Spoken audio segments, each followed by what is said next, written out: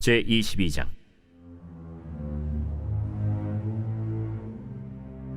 그 일 후에 하나님이 아브라함을 시험하시려고 그를 부르시되, 아브라함아, 내가 여기 있나이다.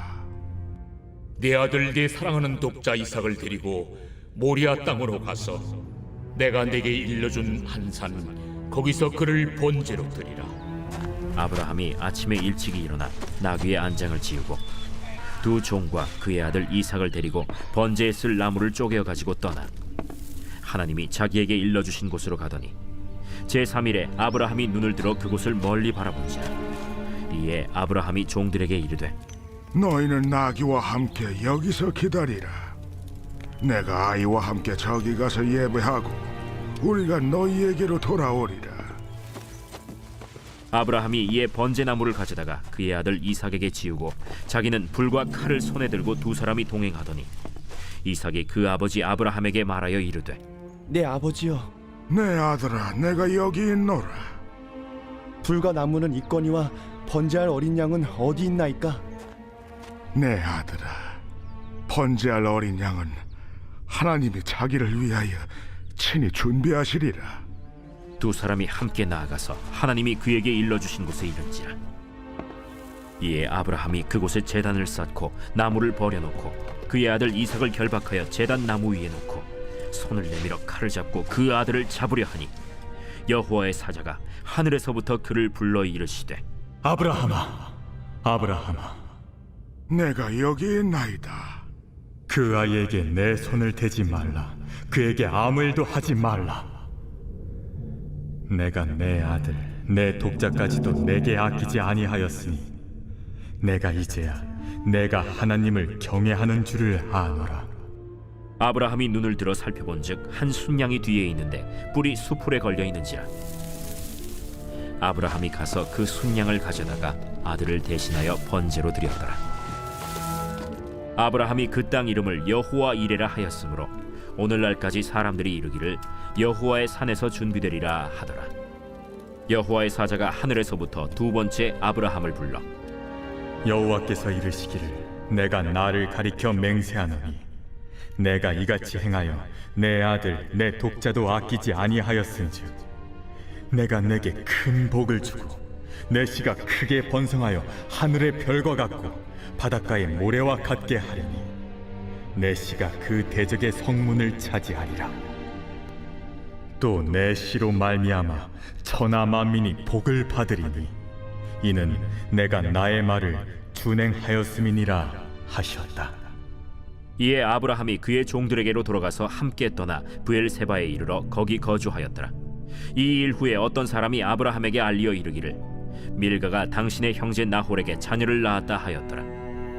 그의 맏아들은 우스요, 우스의 형제는 부스와 아람의 아버지 그무엘과 게셋과 하수와 빌다스와 이들랍과 부두엘이라. 이 8사람은 아브라함의 형제 나홀의 아내 밀가의 소생이며 부두엘은 리브가를 낳았고 나홀의 첩 르우마라 하는 자도 데바와 가함과 다하스와 마아가를 낳았더라.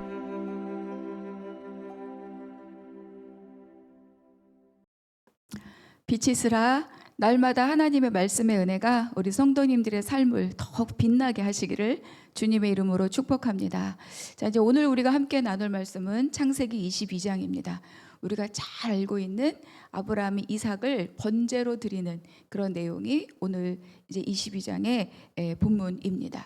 12장부터 시작된 아브라함을 하나님이 부르신 그 이후로부터 시작된 이 아브라함의 인생을 쭉 살펴보면 오늘 본문에 이르기까지 하나님께서 틈틈이 갑작스럽게 위기를 앞에 두시면서 아브라함이 이 위기와 이 어려움 앞에서 어떻게 선택하는가 여러 번 틈틈이 알게 모르게 시험의 기회가 있었습니다. 아브라함은 어떤 것은 잘 넘어가기도 하고 또 어떤 것은 실패하기도 했는데 그 중에 이 아브라함이 자기의 생명을 보존하는 일 그리고 아들 상속자에 관한 일 이 두 문제에 있어서는 지금까지 실패했다고 보아야 할 것입니다. 그러니까 자기 생명을 보존하는 일 그리고 상속자를 아들을 얻는 일 이것이 이제 이 아브라함 인생의 가장 핵심적이고 중요한 가치였다. 이렇게 볼 수 있는 거죠. 그러니까 이 두 가지 가치가 위험에 놓여지는 상황에서는 아브라함이 하나님을 신뢰하고 믿기보다는 자기가 할 수 있는 방법을 발동시키는 거죠. 그런데 뭐 아브라함만 그런 것이 아니라 우리의 삶이 그렇습니다. 그래서 그것을 철저하게 그 지점을 철저하게 하나님께 맡기고 나아가는 삶으로 나아가는 것이 우리의 성장이고 성화고 또 하나님에 대한 신뢰가 커지는 이제 믿음의 여정인 거죠.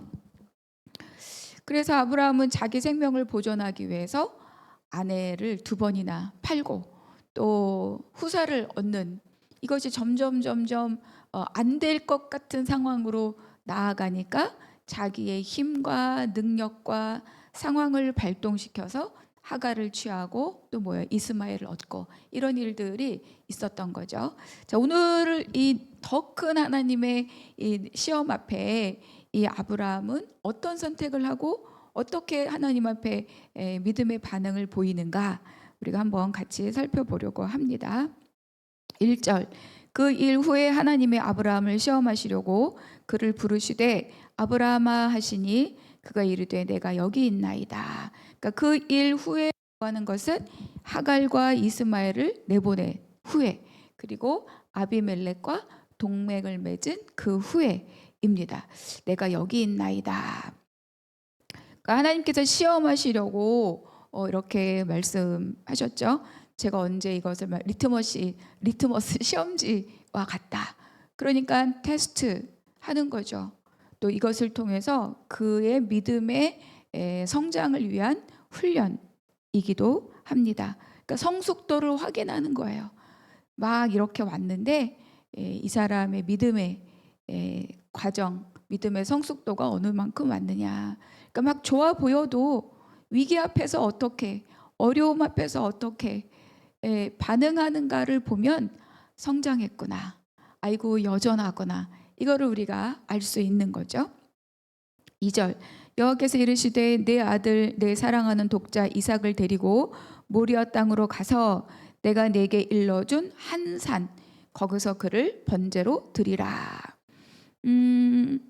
아브라함이 아들을 얻기 위한 모든 지금까지의 인생 여정이 다 아들과 관련이 되어 있잖아요. 그러니까 아들을 얻기 위한 그의 인생의 여정이 어떠했는지는 우리는 너무나 잘 알고 있죠. 가장 절박한 상황에서 결국은 이스마엘을 생산하게 되었고 그리고 그 후에 얻은 아들이 정말 하나님의 약속과 하나님의 행하심으로 얻은 아들이 바로 이 이삭입니다. 그리고 10년 넘게 17년 뭐 그렇게 키웠던 이 이스마엘을 지금 떠나보냈잖아요. 그러니까 정말 유일한 소망이고 유일한 기쁨이 뭐냐면 바로 이 아들 이삭입니다. 그러니까 하나님께서 이걸 아시죠. 그래서 계속 이야기하시죠. 내 아들, 내 사랑하는 독자 이삭 이렇게 이제 하나님이 말씀하십니다. 근데 이제 하나님께서 지금 이 독자를 데리고 번제를 드리라고 하는 이 또 다른 부르심의 말씀이 처음 하나님의 아브라함을 불렀을 때와 매우 흡사해요. 그러니까 아브라함을 이렇게 부르시잖아요. 고향과 친척과 아버지의 집을 떠나 내가 네게 보여줄 땅. 특별하게 어디다라고 이렇게 특정하지 않으세요. 그런데 오늘 본문에서도 내 사랑하는 독자 이삭을 데리고 모리아 땅으로 가서 한 산. 그러니까 땅은 모리아 지역인데 그 중에 어느 산이냐를 아직 특정하지 않으시는 거죠. 한 산 거기서 번제로 드리라. 그러니까 가장 삶의 근거가 되는 고향 아버지 집을 떠날 때나 지금 가장 중요한 아들 이삭을 바치라고 할 때나 하나님이 명확하게 여기 또는 저기 이렇게 특정한 장소를 정하지 않으시고 떠나라 드리라 이렇게 말씀하시는 거죠. 그러니까 이제 아브라함은 믿음으로 어딘지 알 수 없는 그런 앞으로 보여줄 그 땅을 향하여서 믿음으로 떠나고 또 오늘 이 본문 말씀에서도 믿음으로 드림으로 어딘지도 모르는 곳에 가서 이 아들을 믿음으로 드림으로. 그러니까 이제 이 아브라함의 인생이 정말 이거다 저거다 우리는 지금은 알 수 없는 또 다른 높은 차원의 하나님의 부르심의 자리로 가고 있다. 이거를 충분히 짐작해 볼 수 있습니다. 3절 아브라함이 아침에 일찍 일어나 나귀의 안장을 지우고 두 종과 그의 아들 이삭을 데리고 번제에 쓸 나무를 쪼개어 가지고 떠나 하나님이 자기의 일러주신 곳으로 가더니 제3일에 아브라함이 눈을 들어 그곳을 멀리 바라본지라. 그 다음 아침에 일찍 일어났다. 그러니까 아브라함은 지체 없이 이제 길을 떠난 거예요. 종과 아들을 데리고 가면서 번제를 드리려면 나무가 있어야 되잖아요. 이 번제에 쓸 이 나무를 미리 쪼개어서 미리 준비하고 떠났다. 그런데 가는 길이 3일 길입니다. 긴 시간이죠. 3일 길. 이 복잡한 갈등의 마음을 들고 가기에는 굉장히 긴 시간입니다. 그러니까 마음을 탁 다잡고 갔어도 가면서 흔들리고 가면서 그 결심이 무너지고 뒤바뀌기에 너무 충분한 3일의 시간입니다.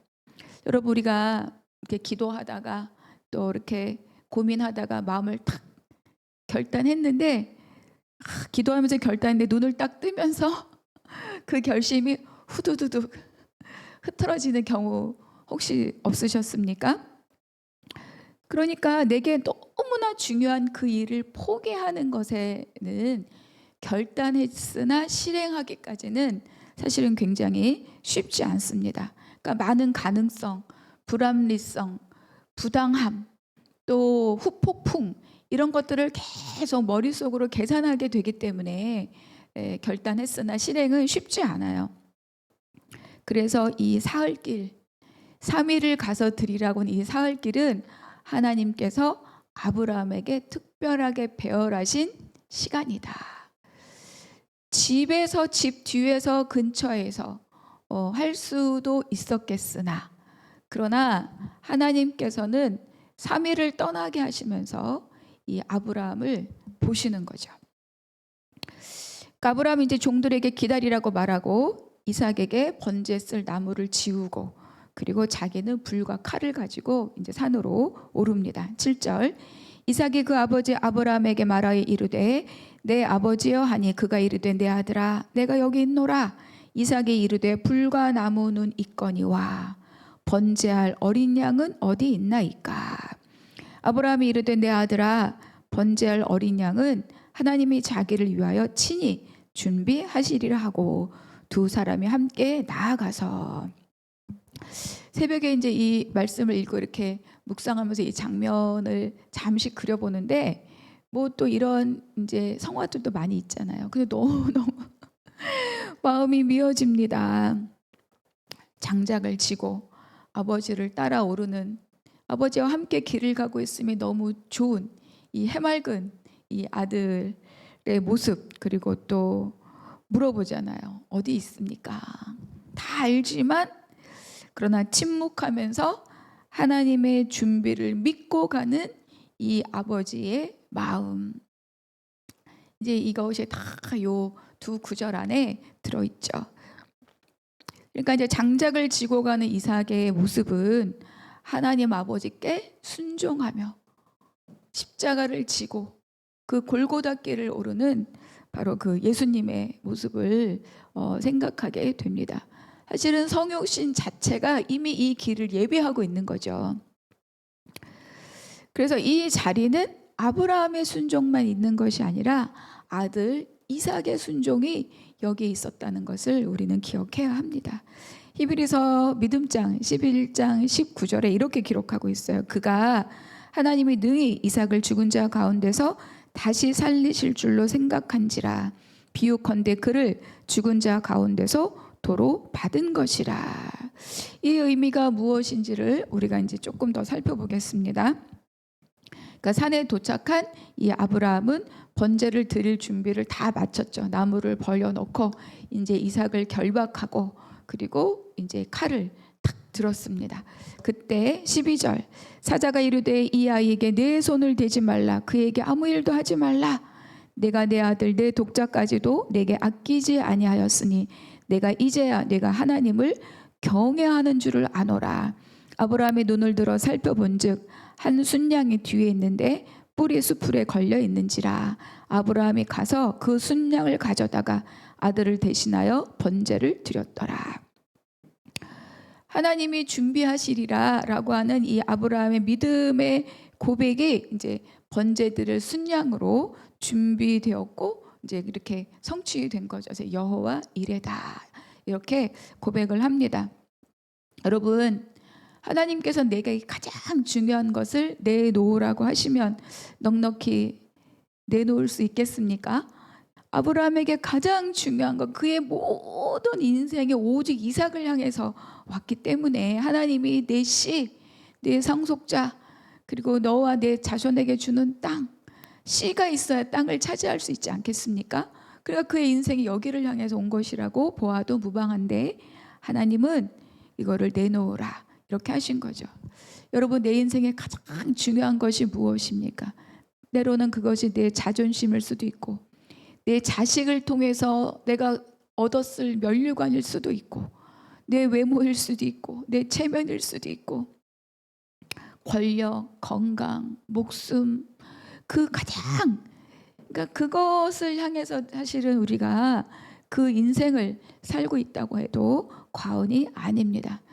자기 생명에 가장 자기에게 중요하게 여겨지는 그 가치, 그것이 이제 그 인생을 만들어가는 원동력이 되는 거죠. 그런데 우리가 살다 보면 그것이 체면이 너무 중요한데 아들이 내 체면을 세워주고 내 직업이 내 체면을 세워주고 또 내 아내 또 내 남편 우리 가족이 체면을 세워줄 때는 내 인생은 안전하고 화평하고 행복하고 복되다 이렇게 생각해요. 그런데 그게 무너질 때 괴롭고 고통스럽고 인생 막 다 끝난 것 같고 이렇게 되는 거거든요. 그러니까 그것이 안전하다고 생각할 때는 믿는 사람들의 은혜다, 복이다. 그게 건드려질 때는 고난이다, 고통이다. 하나님 왜 나를 이렇게 험난한 곳으로 몰고 가시는가 이렇게 생각하게 되는 거죠. 하나님을 위해서 때로는 정말 냉정하게 말하면 때로는 그거 착각입니다. 나 건드려지는 게 너무 괴로운 것이 그게 고난이라고 생각하는 것이 자기 성을 쌓고 있는 하나님과 같이 되고 싶었던 마음으로 열매를 먹은 가장 핵심적인 인간의 죄의 속성인 거죠. 그러니까 아브라함에게 이삭은 아들이라는 것보다 그가 인생을 달려온 가장 중요한 핵심 가치를 내놓아라 이렇게 말씀하는 겁니다.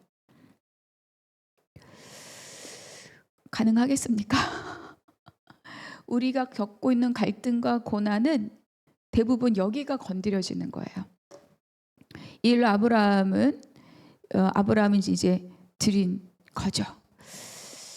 이 일로 이제 아브라함은 믿음의 조상이다. 후대 이스라엘 백성들에게 아브라함의 순종으로 이스라엘의 민족이 시작되었다. 순종으로 시작된 민족이다. 우리 민족은 순종으로 가야 된다. 이렇게 이제 연결이 될 수 있지 않겠습니까? 그러니까 고향과 친척과 아버지의 집을 떠난 시작된 믿음의 여정은 독자 이삭을 나의 소유로부터 하나님의 소유로 드림으로 진정하게 자기의 소유된 아들로 인정받은 거예요. 내 것이 다 깨져서 없어지고 나서 그것이 하나님의 손으로 들어 쓰임 받는 것이 믿는 사람들의 인생인 거죠.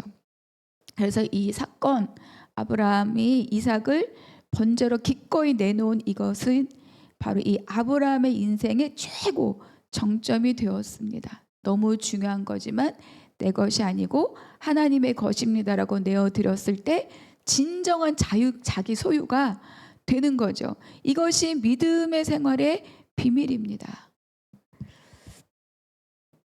떠나면 얻고 버리면 다시 얻는 거죠. 그래서 아까 죽은 자 가운데서 도로 받았다.